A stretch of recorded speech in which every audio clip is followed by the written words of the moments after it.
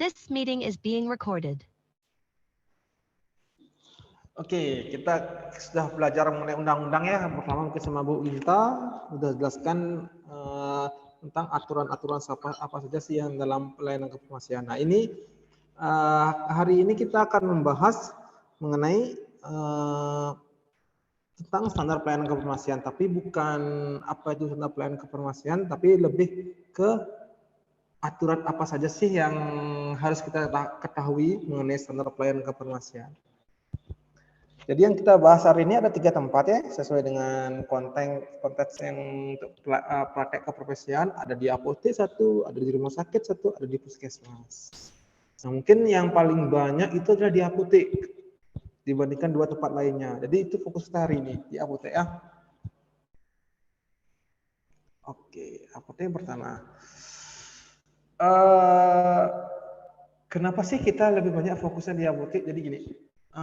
Mungkin yang pertama kali ketika dibentuk suatu pelayanan kefarmasian, itu fokus utamanya adalah di rumah sakit.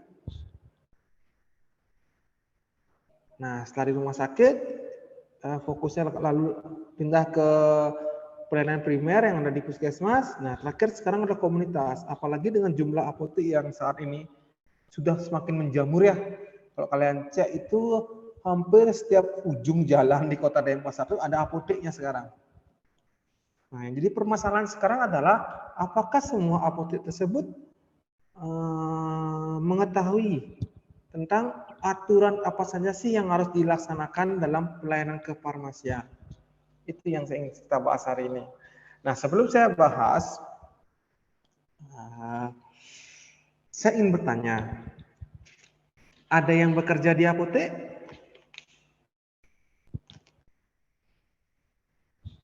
Ayo, ada yang bekerja di apotek? Kita share di sini. Ada yang kerja di apotek nggak? Ada, Pak. Oke. Kira-kira yang kerja di apotek, apa yang Anda ketahui tentang pelayanan kefarmasian? Apa yang Anda ketahui? Ayo, tadi yang bilang ada tuh siapa? Apa yang Anda ketahui? Kita sharing aja. Jadi nggak ada salah, nggak ada benar ya. Kita sharing aja. Jadi apa yang Anda ketahui tentang pelayanan kefarmasian? Mau coba? Izin menjawab, Bapak. 004. Oke, silakan. Oke, silakan. Mohon maaf kalau salah, Pak ya. Menurut saya, Ya, nggak apa-apa. Sharing aja, nggak salah ya. Ayo, silakan. pelayanan kefarmasian itu merupakan saya lanjut. Pelayanan kefarmasian itu merupakan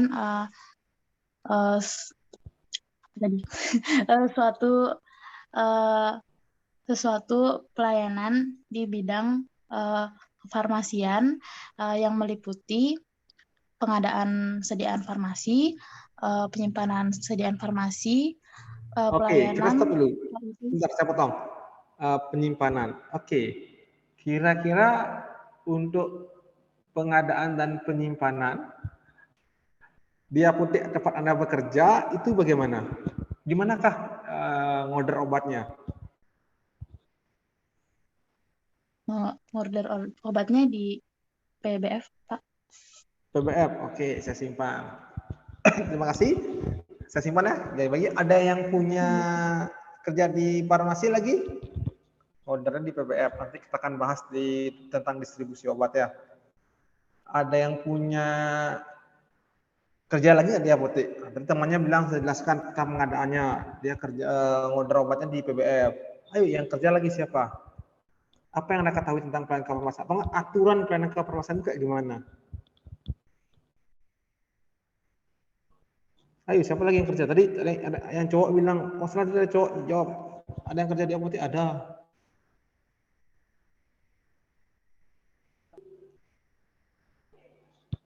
Oke, tadi siapa? Ayo. Bisa masuk? Oke, sebentar, silakan. Ya.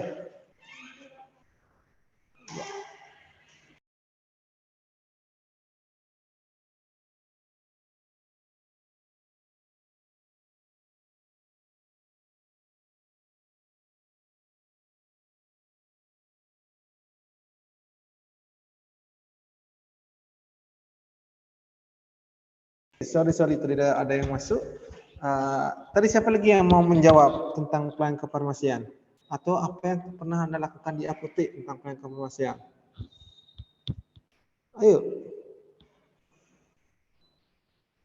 Ayo, siapa jawab? Izin menjawab, Pak. Oke, silakan. Saya NIM 062. Hal yang dilakukan di apotek itu biasanya pemberian obat kepada pasien, pemberian informasi obat, Oke, stop kemudian dulu. pemesanan. Stop dulu. Terima kasih. Pemberian informasi obatnya, siapa yang ngasih pemberian informasi obatnya? Biasanya apoteker atau TTK-nya, Pak. Oke, apoteker atau TTK-nya. Oke. Biasanya. Kalau keseringan siapa? Kalau biasanya, kalau ada Kalau apotekernya, keseringan siapa yang apotekernya memberikan langsung yang informasi obat? kalau ada apotekernya, seringan apotekernya ngasih informasi, Pak. Kalau sehari-hari? Kalau kebetulan nggak ada apotekernya, Yang paling jadinya TTK yang ngasih informasi. Baik, ya, oke. Oke, terima kasih atas masukannya. Tadi itu sekilas ya mengenai pelayanan kefarmasian ada banyak. Tadi bilang ada pengadaan, ada informasi obat, dan sebagainya. Nanti akan kita bahas ini di belakang ya. Nah, oke, tadi yang jawab-jawab nih.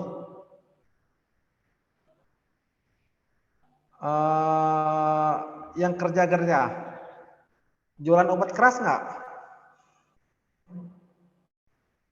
Tadi yang kerja-kerja itu jualan obat keras nggak? Atau nggak jualan antibiotik nggak tanpa resep?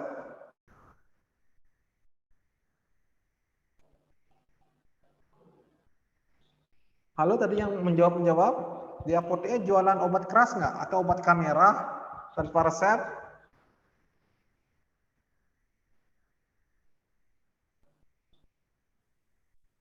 Menjual, Bapak. Jual ya, oke. Jadi di sini kalau saya lihat rinciannya, ini dari hasil riset penelitian, di mana 84,6% itu apotek jualan obat keras tanpa resep. Oke, sebenarnya menyalakan aturan ya, termasuk apotek saya nih, jualan obat tanpa resep. Nah ini tinggi ya, harusnya obat keras itu wajib dengan resep. Tapi kalau di lapangan nanti kalian lihat ini permasalahannya, sudah melanggar aturan perundang-undangan. Nah, ada yang tahu nggak? Nanti kalau jadi apoteker itu seminggu berapa jam sih harus ada di apotek? Atau enggak? Tadi yang bilang yang memberikan informasi obat di apotek adalah apoteker. Kira-kira ingat nggak berapa seminggu berapa kali hadir apotekernya? Apoteker saya setiap hari, Pak. Oke, setiap hari. Waduh, bagus itu. Yang punya apotekernya? Apoteknya? Yang punya bukan apotekernya. Oke, bukan apotekernya. Atau ada nggak yang di sini kerja nggak pernah tatap muka dengan apotekernya? Ada nggak? Ada nggak?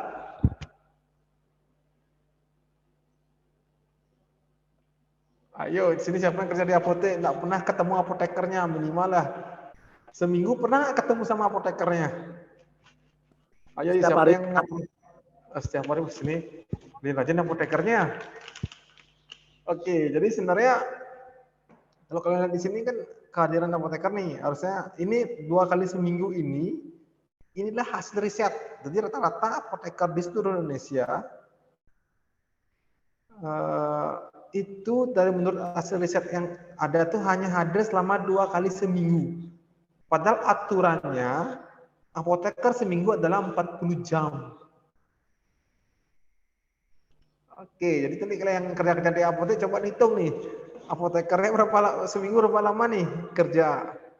Nah, tembus nggak 40 jam? Nah, seperti itu.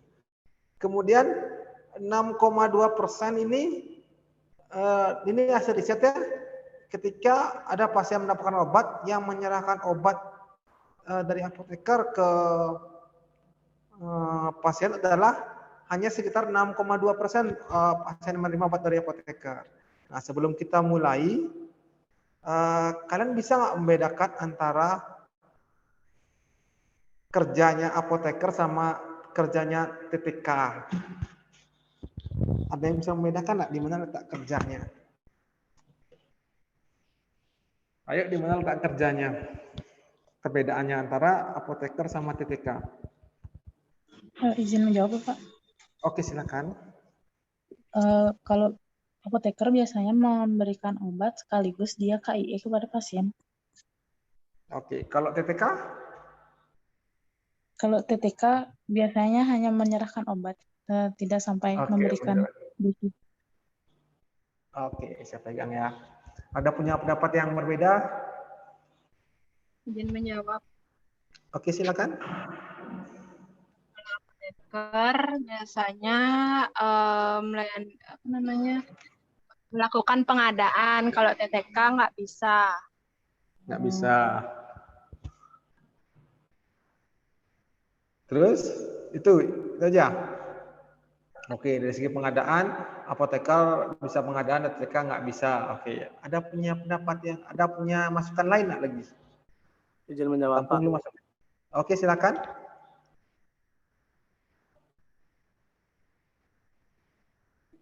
Silakan.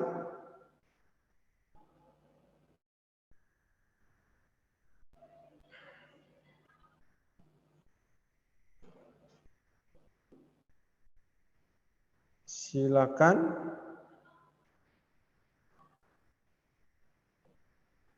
Izin menjawab, Pak.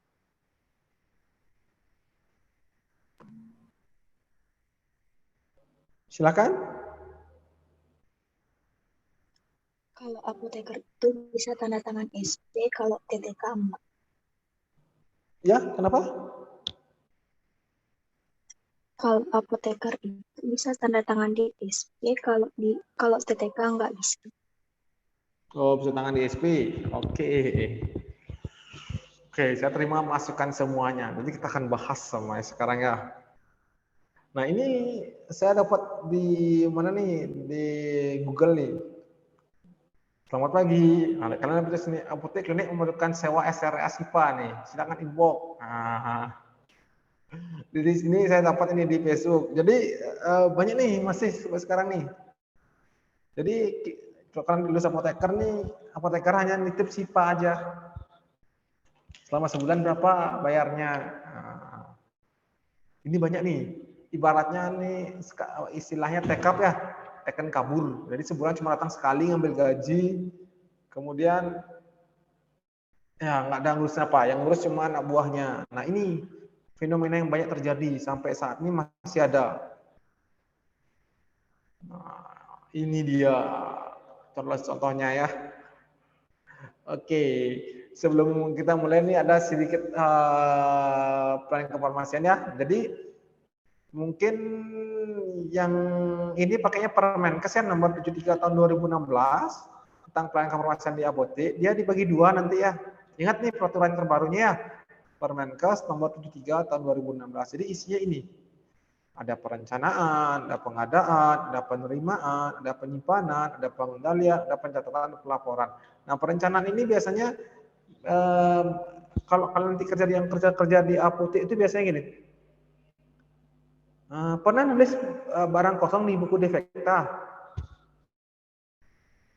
Yang kerja pernah ya. Jadi nanti yang belum pernah kerja di apotek, saya kasih gambaran. Jadi misalnya malam atau tadi pagi sampai malam. Jadi kalau misalnya ada barang kosong, misalnya ditulis kayak di buku kosong ya.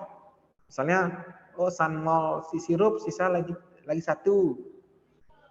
Amprahan atau enggak order untuk besok Sanmol sirup 3 atau 5. Nah, seperti itu perencanaan. Jadi menulis obat yang ada yang habis-habis di buku defekta namanya, atau nggak ngerti istilah buku defekta, buku kosong gitu namanya. Nah, pengadaan berhubungan sama distribusi biasanya. Ini penyiapan SP. Nah, sedangkan penerimaan adalah obat yang dikirim dari distributor diterima oleh apotek, ditandatangani oleh siapa aja yang boleh. Siapa yang boleh tantangan di faktur obat datang dari distributor? Nanti kan ada barang datang. Apoteker, Pak. Apoteker, Pak. Tenaga teknis kefarmasian boleh nggak? Boleh, Pak, yang izinnya tertera. Oke, izinnya tertera. Ya, betul, ada izin boleh ya. Tapi terbatas ya.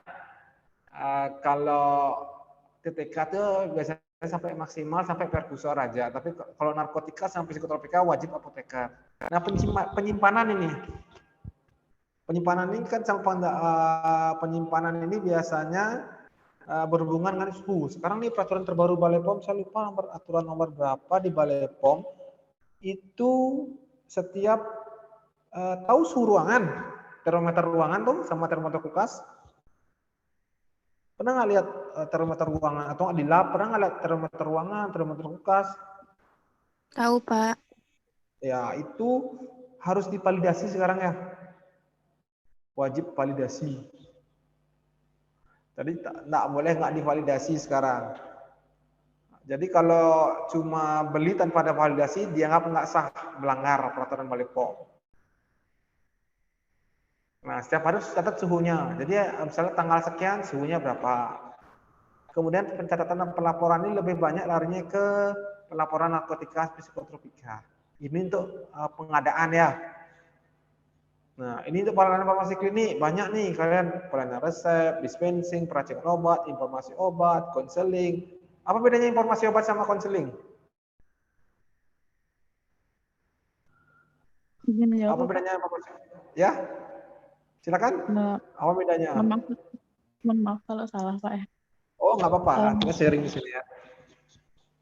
Ya, kalau informasi obat dia hanya menjelaskan informasi tentang obat seperti dosis, aturan pakainya. Kalau misalnya konseling dia memberikan saran pengobatan secara Oke, swamedikasi. Oke, ada punya pendapat berbeda nggak? Atau ada yang mau menambahkan mungkin?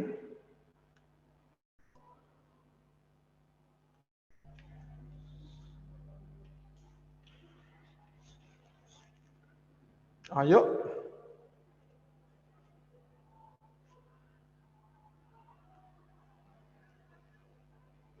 Apa bedanya PIU sama konseling? Ini sering sekali kalau kakak tingkat kalian ini sering kali salah bikin penelitian biasanya nih. Judulnya PIU tapi isinya konseling atau kebalik, judulnya konseling isinya PIU. Hati-hati di sini.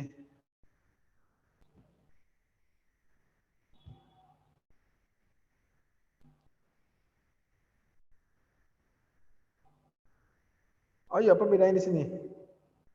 Siapa tahu bedanya di sini? Apa bedanya?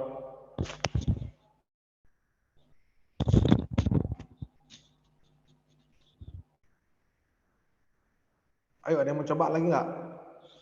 Masih terdengar suara saya? Masih, Bapak? Oke, apa bedanya? Lagi satu orang aja, apa bedanya?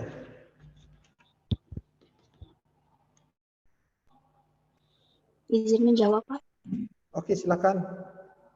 Kalau PIO itu dia ngasih informasi aja. Kalau konseling isi diskusi tentang obat yang akan dikonsumsi.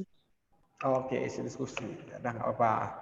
Jadi saya tema masukannya saya sempurnakan ya. Jadi ingat ada 3. Ingat kalau di farmasian, pelayanan kefarmasian menurut Permenkes tahun 3 tahun 2016, konseling ini di apotek ini wajib ada namanya ruangan konseling nanti ya. Ini wajib ada di Permenkes nomor 3 tahun 2016. Jadi ketika tidak ada ruang konseling itu dianggap kalian melanggar aturan tersebut. Jadi nanti kalau kalian bikin apotek sediakan ruang konseling ya. Ingat harus ada ruang konseling. Nah, bedanya antara informasi obat sama konseling adalah informasi obat. Jadi misalnya gini, kita memberikan informasi tentang obat. Kalau konseling, pasien yang menanyakan kita tentang obatnya. Paham maksudnya? Jadi saya ulang, kalau PIU atau informasi obat, jadi biasanya kita yang menanyakan, memberikan informasi kepada pasiennya. Tapi kalau konseling, pasiennya inisiatif menanya ke kita. Biasanya kalau pelayanan informasi obat ini rata-rata berhubungan dengan cara penggunaan, dosis, bagaimana pemakaiannya. Tapi kalau konseling biasanya lebih beraneka ragam pertanyaannya, karena tergantung dari pasien bertanya apa ke kalian. Nah, sampai sana paham ya? Bedanya sama PIU sama konseling? Paham? Paham, Bapak. Atau saya kasih contoh pertanyaan, kalau PIU tadi kan dosis obat, bisa kalau konseling ini pasien akan bertanya ke kalian misalnya di tenaga teknis kefarmasian atau apotekernya.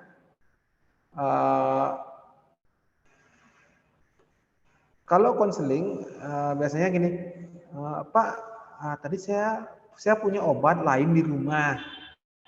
Apakah boleh nggak saya konsumsi lagi? Nah, itu namanya konseling. Pasien bertanya ke kalian.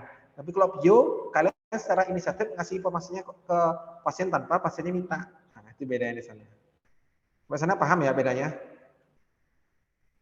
Paham, Pak. Oke. Nah, kalau pelayanan kefarmasian di rumah ini home pharmacy care istilahnya. Tapi jarang ada apotek ya yang baru melakukan hanya sedikit. Contohnya di Kimia Farma sudah, tapi sangat jarang. Biasanya nih berhubungan dengan penyakit-penyakit kronis. Nah, kita datengin dia ke rumah-rumah nih. Sudah diminum belum obat yang sering kita kasih? Jadi biar pasiennya patuh minum obat, kita ngeceknya ke rumah pasien. Nah, ini PTU-nya pemantauan terapi obat dan monitoring efek samping obat. Ini biasa. Jadi kalau ada efek samping obat dilaporkan, tapi ini jarang masih dilakukan di apotek. Dua hal ini sangat jarang. Lebih banyak 1, 2, 3, 4. Ya. 2 ini masih sangat jarang. Ya. Nah, yang kita bahas dalam landasan hukum itu biasanya lebih ke sini ya. Sumber daya manusia dan sarana prasarananya. Kita bahas satu sekarang. Tapi sebelum kita mulai, ini tujuannya. Ini selain dari Permenkes nomor 73 tahun 2016, ini juga mengacu pada PP Peraturan Pemerintah ya, nomor 51 tahun 2009 tentang pekerjaan kefarmasian. Ini outcome-nya. Alasannya kenapa sih adanya landasan hukum pelayanan kefarmasian? Satu, untuk menjamin agar pasien itu mendapatkan sesuatu yang berkualitas. Nah, outcome-nya ini terakhir, Jan. Pasien paham, pelayanan meningkat. Dengan pasien tahu tentang obat-obatan, dia akan bisa memilih nih pengobatannya bagaimana, apakah perlu nggak saya obat ini, otomatis biayanya turun di sini. Nah, semakin masyarakat semakin banyak dapat informasi, jadi dia bisa meningkatkan kepercayaan masyarakat tentang di pelayanan kesehatan, terutama di apotek jadinya. Jadi misalnya ada sakit, masyarakat tuh ada lagi anggapan bahwa malas saya ke rumah sakit nih, langsung segera ke pelayanan kesehatan. Jadi ini adanya kepercayaan di masyarakat. Nah, seperti pelayanan kefarmasian. Dasar dari sini dulu PP 51 tahun 2000 tentang pelayanan kefarmasian nanti dijabarkan ke Permenkes tahun ini didefinisikan dari kayak dua hal ini. Nah, ini mengenai standar pelayanannya. Ada dua dari PP 51 tahun 2009 menjadi diturunkan atau enggak dijabarkan lebih rinci lagi di Permenkes nomor 73 tahun 2016. Tapi yang paling penting dalam pelayanan kefarmasian ini untuk landasan hukum, nah itu biasanya yang perlu diperhatikan ini SDM-nya dan sarana prasarana. Kita bahas lagi satu-satu. Nah, sekarang kita ke Sapras Apotek, sarana prasarana. Nah, mungkin sekarang udah mulai berubah ya aturan untuk izin apotek. Nah, kalau dulu mungkin masih manual, atau enggak kalau istilahnya sipon, atau enggak dulu kalau di beberapa kabupaten tuh namanya ada sipon, sistem perizinan online, atau si cantik bisa namanya perizinannya. Nah, sekarang kita pakai namanya OSS. Jadi baik apotek sama toko obat itu harus melalui OSS sistemnya. Ini penyelenggaranya sistem elektronik farmasi, biasanya di bawah Kemeninfo biasanya. Nah, kita bahas ini. Nah, kalau ini peraturan terbarunya mengenai izin apotek. Ini mulai 2019 menjadi operasional. Jadi semua izin apotek dianggap menjadi izin operasional. Nah, ini dia perubahan nama. Kalau kalian lihat ini nama peraturannya lah dari Kementerian Koordinator Bidang Perekonomian Indonesia tentang semua perubahan OSS. Ini dia. Jadi segala perizinan apotek sudah yang terbaru sekarang ini. Dari sini tuh nanti akan dijabarkan ya apa saja sih yang diperlukan oleh apotek untuk mendapatkan izin operasionalnya. Nah, salah satu contohnya misalnya ada yang terbaru sekarang inilah, pernah lihat timbangan di lab itu nggak? Pernah nggak lihat timbangan di lab? Nah, Pak. Nah, Pernah nggak nanya sama dosennya, sudah ditara belum timbangannya? Atau nggak sudah divalidasi belum?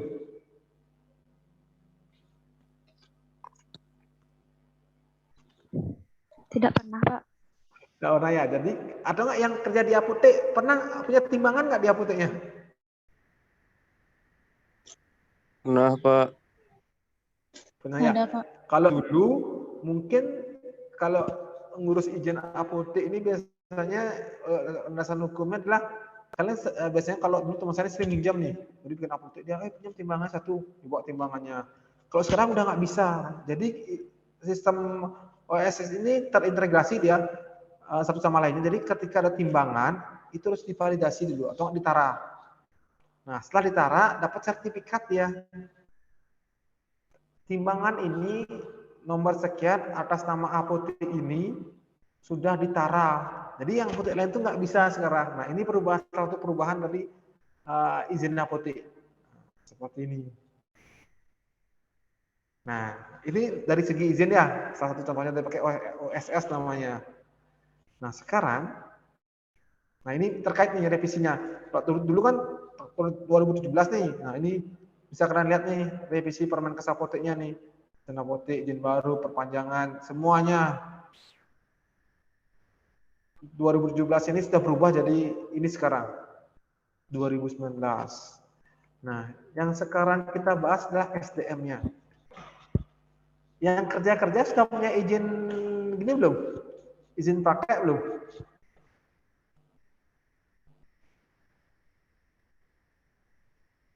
Yang kerja-kerja di apotek sudah punya izin praktek belum?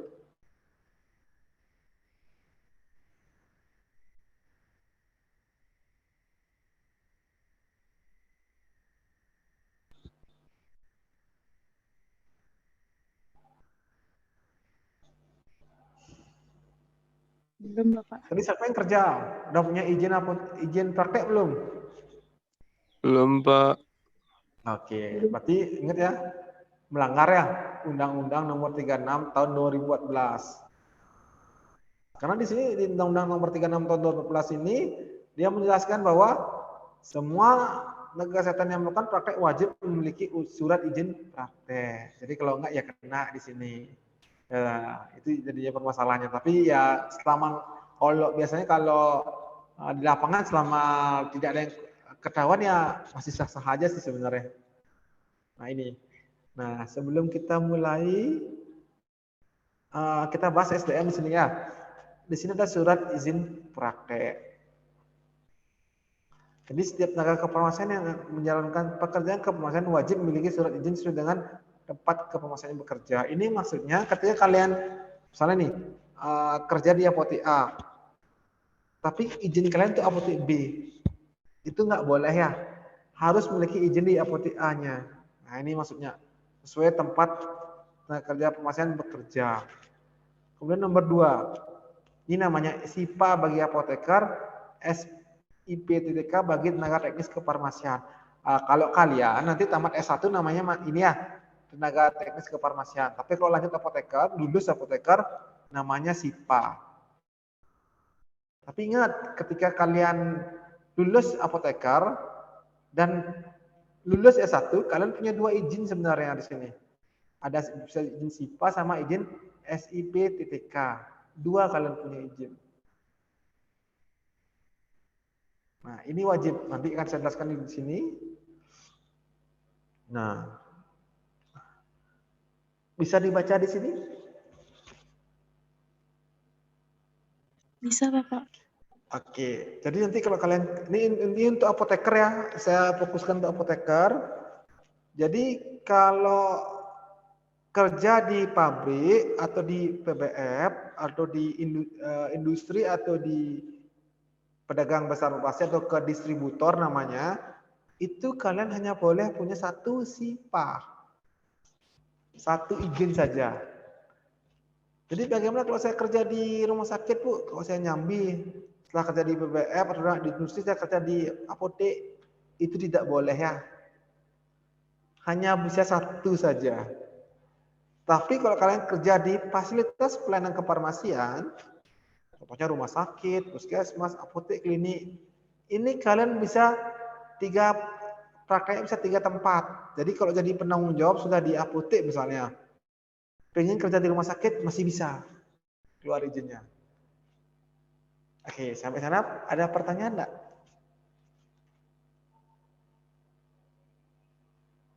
Ada pertanyaan enggak?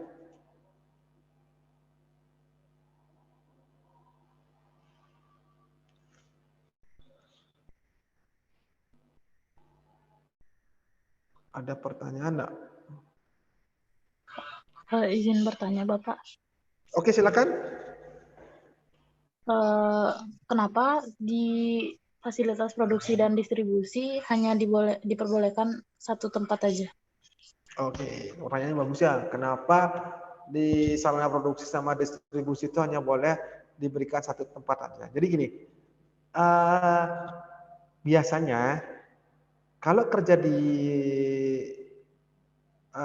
PBF ya, atau enggak namanya distributor atau enggak di industri, itu biasanya kerja dari jam 8 sampai jam 6.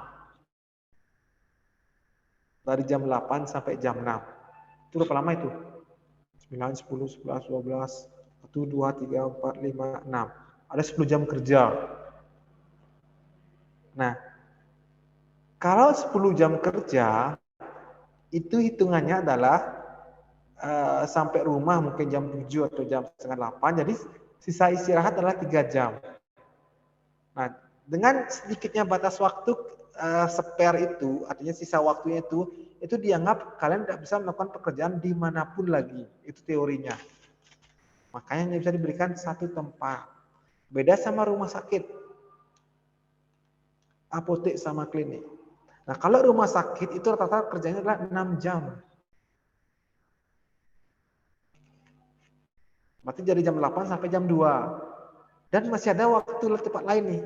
Jadi istirahat mungkin 2 jam atau pulang pergi, masih ada sisa waktu nih. Dia masih bisa praktek dari jam 6 sore sampai jam 10. Itu alasannya kenapa industri sama distributor hanya dikasih satu tempat, sedangkan di fasilitas pelayanan dikasih 3 tempat. Itu alasannya. Di sini kan saya tulis nih 3 tempat. Ini teorinya. Tapi biasanya kalau di kabupaten atau enggak di setiap kabupaten tuh biasanya dikasih cuma maksimal 2 aja. Kalau 3 tempat itu udah mustahil biasanya. Berarti kalian nggak pulang-pulang nih. Nah, itu perhitungannya. Jadi biasanya di sini di undang-undang memang 3, tapi biasanya ketika nanti di lapangan hanya diperbolehkan 2 saja. Tapi kalau di industri sama PBF tetap satu tempat saja. Oke, ada pertanyaan? Itu latar belakangnya. Kenapa diberikan satu kali izin aja? Paham sampai sana? Paham, Bapak? Oke, ada pertanyaan lain? Kalau kerja di Balai POM nanti nggak boleh megang ya. Di sini kan produksi distribusi pelanggan masyarakat. Di sini kan belum ada Balai POM nih. Apoteker kan bisa kerja di Balai POM. Kalau kerja di Balai POM itu tidak boleh megang apotek ya, ataupun produksi sama distribusi. Balai POM tidak membolehkan apoteker itu bekerja di ini ataupun di pelayanan kefarmasiannya. Oke, ada pertanyaan lain enggak?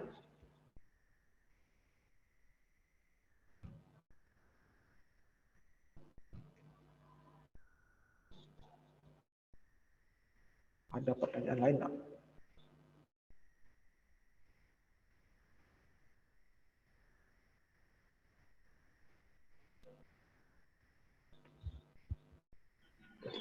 Mohon izin bertanya, Bapak. Oke, silakan. Itu kan kalau kita lulus S1 kan dapat sertifikat tenaga kerjaan. Kalau lulus profesi dapat sertifikat tenaga teknis farmasi. Nah, Ya. 2 sertifikat itu bisa nggak buat diriin satu apoteker untuk satu orang gitu, Pak? Atau perlu bantuan Biasanya orang lain lagi? kalau maksudnya mau buat apotek nih, pakai 2 izin kita gitu kan? Enggak, Pak. Biasanya nggak dikasih sama dinas kesehatannya, walaupun boleh dari segi teori, tapi ketika kalian mengajukan izin ke perizinan itu ditolak biasanya, nggak dikasih sama karena teman saya pengalaman pernah seperti itu, dia pakai izin S1-nya, dia pakai izin apotekernya. Nah, ketika dia mengajukan ke perizinan, dia kedetek sama sistemnya dua orang yang sama ini. Nah, itu nggak dikasih dia. Harus orang yang berbeda. Walaupun dari segi teori boleh. Tapi ketika di lapangan biasanya nggak dikasih ya.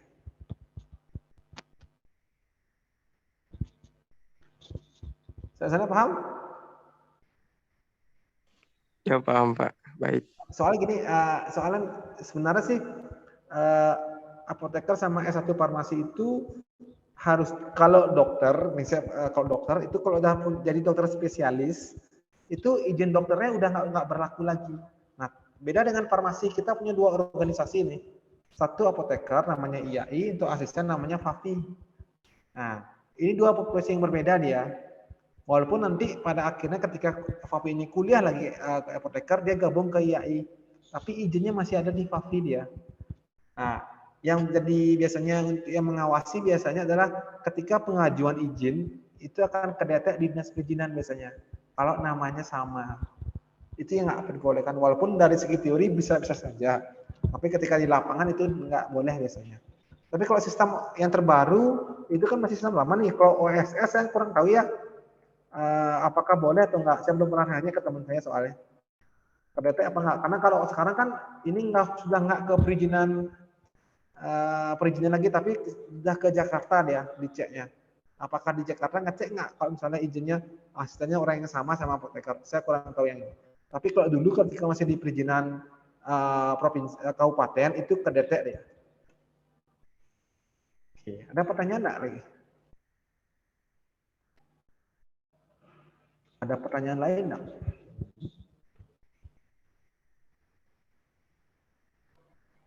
Ada pertanyaan lain?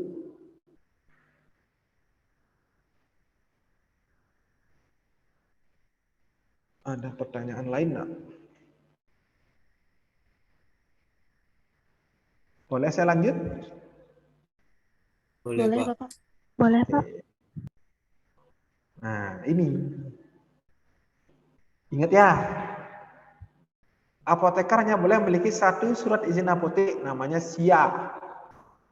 Dan boleh memiliki dua SIPA lainnya di fasilitas pelayanan kefarmasian lainnya. Maksudnya ini, satu ini sebagai penanggung jawab, dua ini bukan penanggung jawabnya. Jadi kalian semua bisa kerja 3, tapi ketika di lapangan biasanya maksimal hanya 2 saja dikasih. 3 jarang dikasih ya. Pasti 2 aja dikasih. Ngasih. Karena kalian dicek sama organisasi biasanya. Nggak mungkin dikasih 3. Karena kalau sampai ada 3 orang praktek, itu artinya kalian nggak pulang. Tadi kan sudah jelaskan nih. Sebenarnya kalau namanya farmasi itu praktek seminggu minimal 40 jam. Jadi kalau punya 3 SIPA, itu artinya minimal 120 jam dia. Nah, 24 kali 7 berapa? Itu hampir kalian nggak tidur jadinya. Nah, itu maksudnya di sana. Tapi ingat, misalnya kalian di penanggung jawab apotek misalnya, kerja dari jam 8 sampai jam 2, nanti sisanya mungkin dari jam 4 sampai jam 10. Yang penting waktunya berbeda. Oke, ada pertanyaan di sini? Izin bertanya, Bapak. Oke, silakan. Bagaimana kalau misalnya di satu apotek itu 24 jam? Apakah hitung 20. juga jam malamnya itu? Bisa dihitung, jam malamnya bisa dihitung. 24 jam. Bisa dihitung, maksudnya apotekernya, gitu kan? Iya, Pak. 24 jam. Jadi gini, apoteker sehari adalah 8, pokoknya seminggu 40 jam dia. Mau jam dari jam berapa, pokoknya seminggu minimal 40 jam dia. Oh, berarti nggak tergantung jamnya, Pak ya? Mau Nah, jam berapa ya, aja, Pak? yang penting jam berapa aja bisa, tapi dia seminggu 40 jam minimal. Itu dari segi aturan. Tapi kalau nanti kalian lihat dari lapangan pasti berbeda. Seperti itu ya. Oke, ada pertanyaan lain? Memang sih ada wacana sekarang inilah no pharmacist, no service. Itu maksudnya adalah ketika apoteker nggak di apotek tutup gitu. Tapi yang komplain pasti ya PSA-nya dia. Jadi kalau misalnya 20 apotek buka dari jam 8 sampai jam 10 malam, minimal ada 2 apoteker. Nah, kadang di sini agak berat nih biasanya PSA-nya itu karena biaya operasional tinggi jadinya. Nah, jadi masih digodok lagi aturannya. Jadi minimal apoteker itu ada seminggu 40 jam di tempat praktek, itu teori. Oke, ada pertanyaan lain?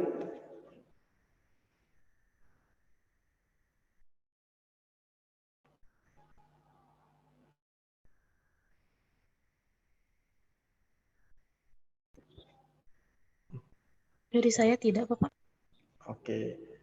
Jadi ingat ya, ketika kalian berbicara mengenai pelayanan kefarmasian, ingat landasan hukum itu satu ya, SDM dan sarana prasarananya. Jadi SDM itu minimal kalian punya izin apotek, izin praktek.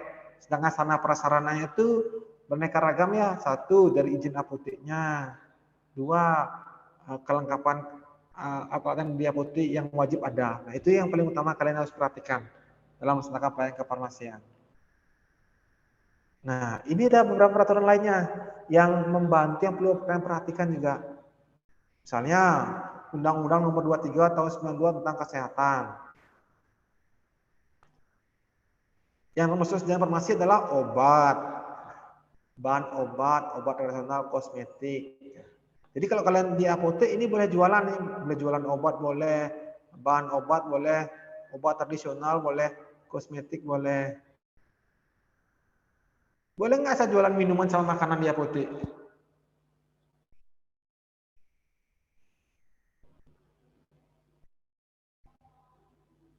Boleh, Bapak. Ada punya pendapat berbeda nggak?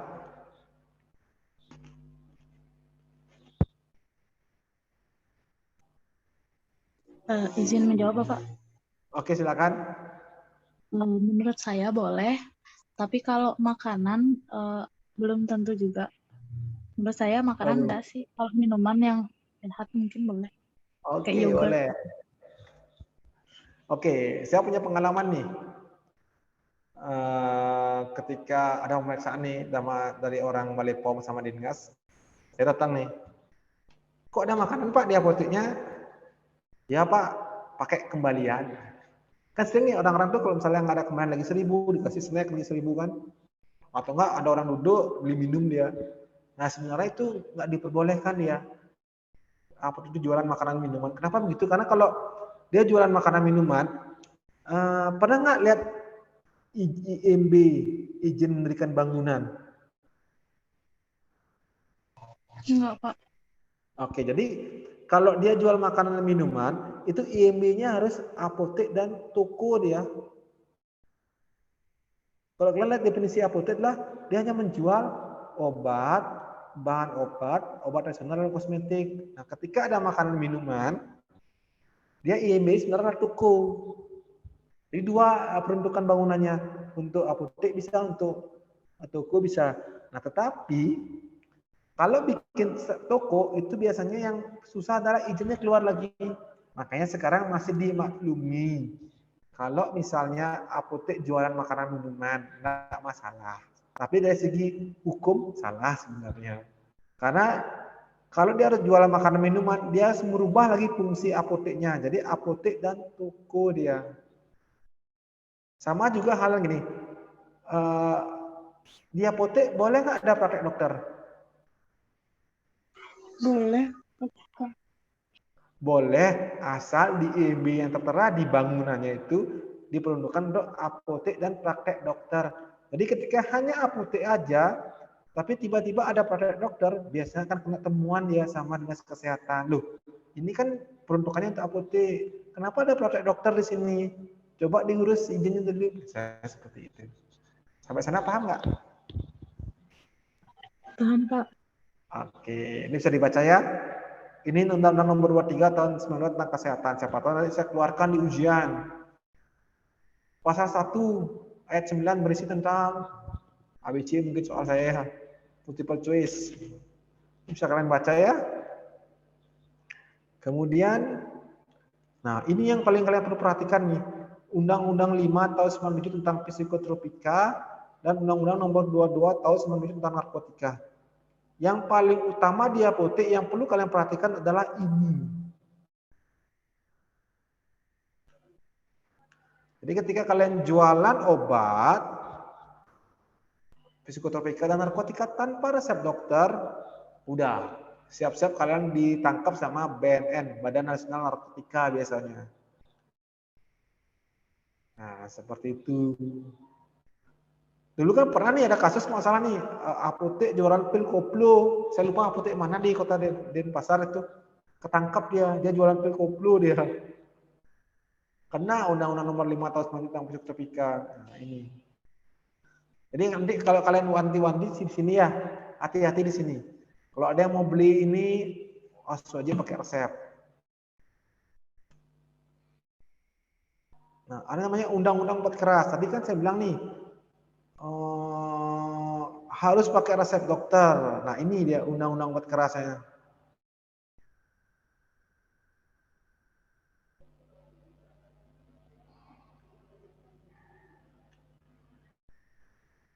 Kemudian apa itu namanya DOEN? Atau obat, apa itu obat esensial nasional?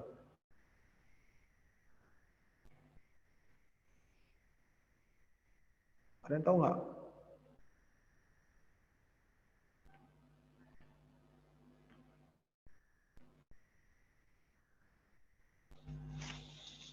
Apa itu DOEN?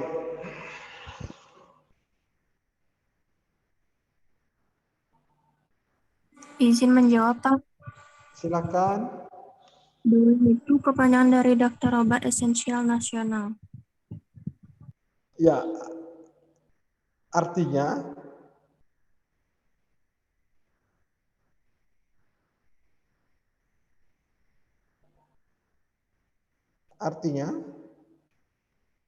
contohnya lah, nggak usah artinya, contohnya lah.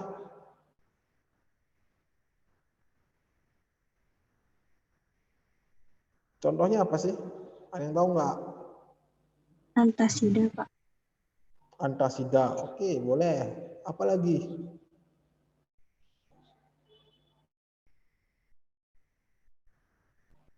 Apa lagi? Ayo.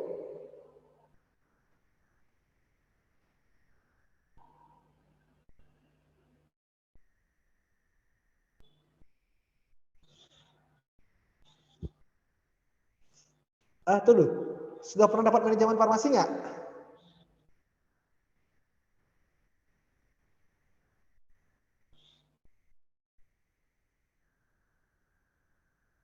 Udah pernah dapat mata kuliah manajemen farmasi?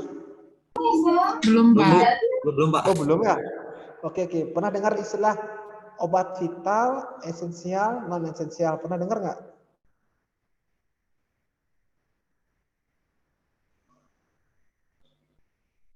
Belum pernah ya? Oke, saya pending dulu ya. Nanti mungkin di manajemen akan dijelaskan lebih detail lagi dia. Biasanya ini esensial itu termasuk antibiotik. Pokoknya biasanya sih golongan-golongan kalau dibilang nama kasar nanti mungkin dijelaskan di manajemen farmasi itu lebih banyak lari ke obat-obat generik biasanya. Golongan obat generik itu esensial biasanya. Hampir sebagian besar obat generik itu ada di esensial nasional. Itu maksudnya ya. Oke. Nah, sekarang ke rumah sakit dan puskesmas. Itu sekilas mengenai apotek. Ada pertanyaan enggak? Ada pertanyaan enggak?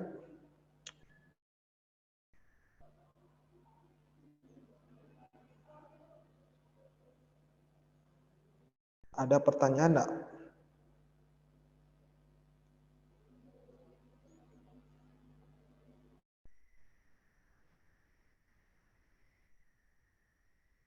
Ada pertanyaan? Dari saya belum, Pak. Dari saya belum, Pak. Dari saya belum, Bapak. Oke, kita lanjut ya. Nah, sebenarnya kan tadi saya jelaskan mengenai pelayanan kefarmasian di apotek. Sekarang di rumah sakit hampir mirip dengan apotek, cuma saya kasih ringkasannya saja ya. Perbedaan pelayanan kefarmasian di apotek sama di apotek rumah sakit puskesmas ini perbedaannya. Bisa kalian lihat dari segi manajerial dulu. Di sini ada pendistribusian. Ini distribusi ini artinya gini, kan rumah sakit nih. Nah, rumah sakit itu biasanya dia akan mendistribusikan obatnya ke bangsal-bangsal atau ke ruangan-ruangan. Baik itu dia sistemnya 1/4 ataupun sistemnya ODD, administrasi manajemen farmasi ya. Nah, kalau apotek kena ada dia nggak boleh mendistribusikan obatnya. Jadi hanya bisa digunakan untuk apotek saja. Kalau puskesmas bisa. Distribusi dia dari dinas kesehatan ke puskesmas atau ke puskesmas namanya puskesmas induk atau puskesmas cabang. Nah, puskesmas induk ini misalnya distribusi obat ke puskesmas yang lebih kecil, kayak misalnya posyandunya atau enggak puskesmas pembantunya nama istilahnya. Oke. Dari sini bisa kalian lihat nih perbedaannya dan kefarmasiannya. Kelihatan ya perbedaannya? Paham?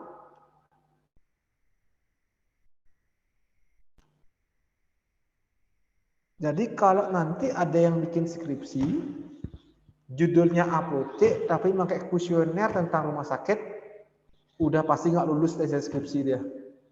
Hati-hati ya, banyak sekali nih kakak tingkat kalian ini judulnya apotek ataupun puskesmas, tapi pakai kuesioner tentang pelayanan farmasi di rumah sakit, udah pasti berbeda di sini dia. Oke, ada pertanyaan enggak?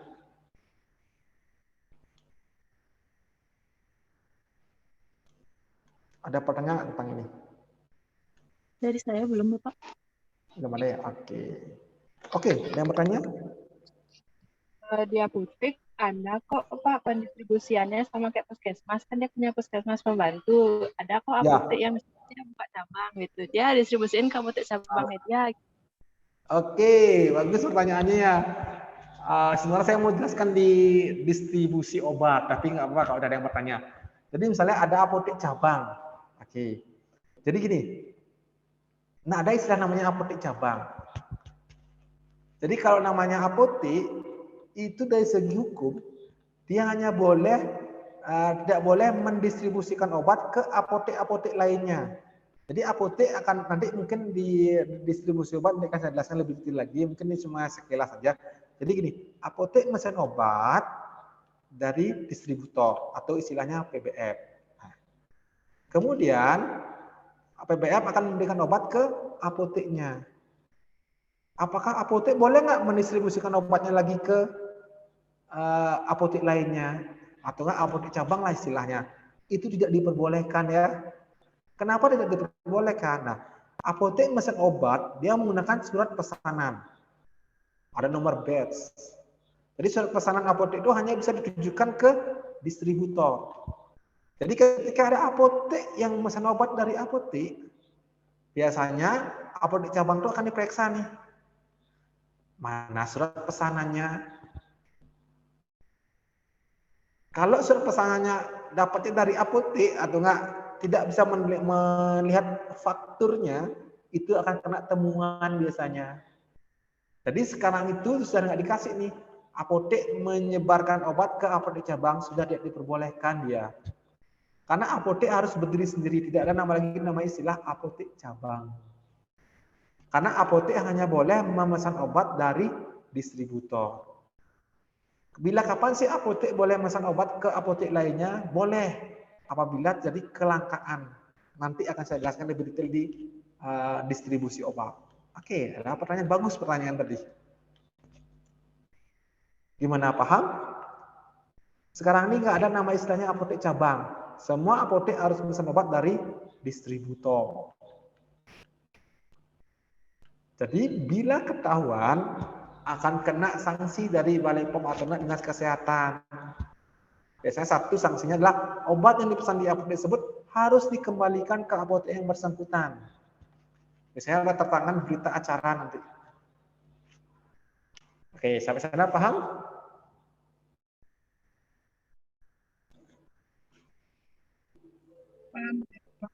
Paham ya? Oke. Ada pertanyaan lain enggak?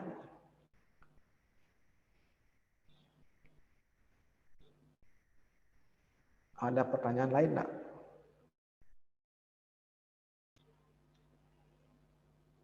Paham ya? Boleh saya lanjut? Boleh, Bapak. Oke. Yang ini tentang farmasi klinis. Kalau ini tentang manajerialnya, ini farmasi klinisnya. Bedanya di sini nanti ya. Oke, bisa dilihat ini cuma untuk dihafal aja sih. Tapi yang saya wanti-wanti di sini, kalau mau bikin untuk skripsi, ingat, kalau meliti tentang puskesmas, jangan pakai apotek. Kalau meliti rumah sakit, jangan pakai puskesmas. Pelayanan kefarmasiannya, karena masih banyak nih ketika kalian sering main ambil alat ukur aja. Nah, ini bisa kalian baca ya. Ini informasi klinis. Saya nggak terlalu menjelaskan di sini karena saya hanya menjelaskan landasan hukumnya apa saja. Oke. Nah, saya kasih tugas ke kalian. Jadi, tugas kalian adalah sebutkan dan jelaskan aturan khusus yang hanya ada di rumah sakit. Di apotek puskesmas ada apa saja aturannya. Begitu juga dengan sebaliknya yang di puskesmas. Contoh, misalnya, kalian lihat sini. Oke, dispensing sediaan steril. Udah dapat informasi rumah sakit nggak? Mata kuliahnya. Jadi dispensing sediaan steril. Dispensing sediaan steril ini kalian nyampur obat di rumah sakit, biasanya untuk golongan kemoterapi gitu biasanya. Nah, di sini kan ada nih di apotek puskesmas. Kalian lihat ini, apa sih aturannya ini? Acuan aturannya itu kalian jelaskan. Sampai sana paham nggak? Paham, Bapak. Paham ya? Oke. Tugas kalian ini. Dibuat di kertas tebal folio, tulis tangan. Setelah selesai di-scan. Scan-nya itu kirim ke saya. Nama file adalah NIM kalian ya.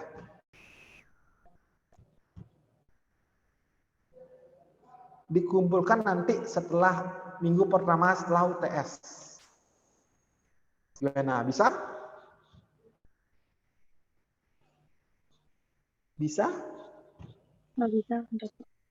Bisa, Pak. Saya? Oke. Itu dari saya. Yang lain apa? Ada pertanyaan enggak? Ada pertanyaan lain enggak?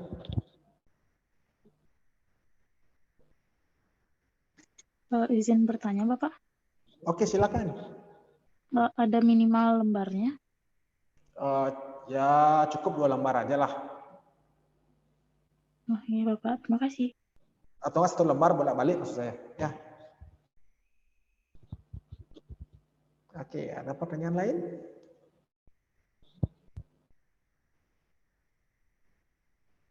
Ada pertanyaan lain enggak?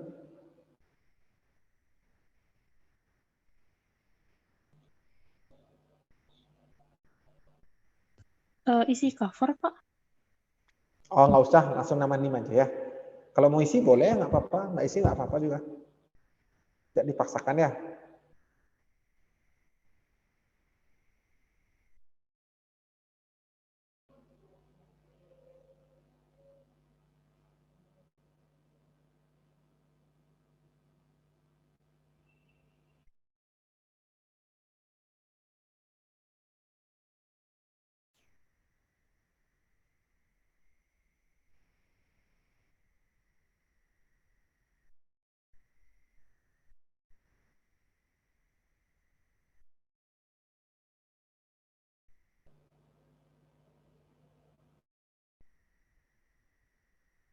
Oke, ada pertanyaan?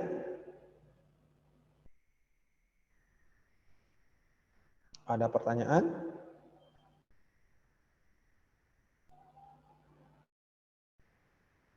Kalau Dari tidak ada saya tidak, Pak. pertanyaan, boleh saya akhiri pertemuannya? Saya tanya, Pak. Oke, kalau begitu pertemuan ya, kenapa? Untuk tugasnya si daftar pustaka, Pak. Daftar pustakanya kan pakai aturan tetap ya. Nggak usah pakai gini kan udah ada aturan gini deh. Nggak usah pakai daftar pustaka ya. Baik, Pak. Terima kasih. Ada lagi yang mau tanyakan? Format filenya apa, Pak? Bebas, pakai tulis tangan ya, tebal folio. Format filenya pakai di scan, kalau bisa PDF ya. Scan dalam bentuk PDF.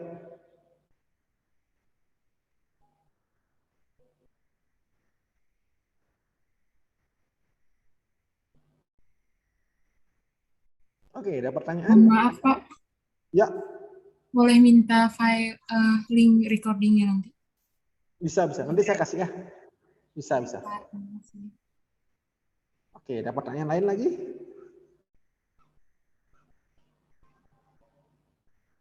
Tidak ada? Kalau tidak ada, pertemuan hari ini saya akhiri ya. Kalau gitu, selamat sore semua. Terima kasih Selamat Bapak. sore, Pak. Selamat malam. Sore, Pak. Terima kasih, Pak. Terima kasih, Pak.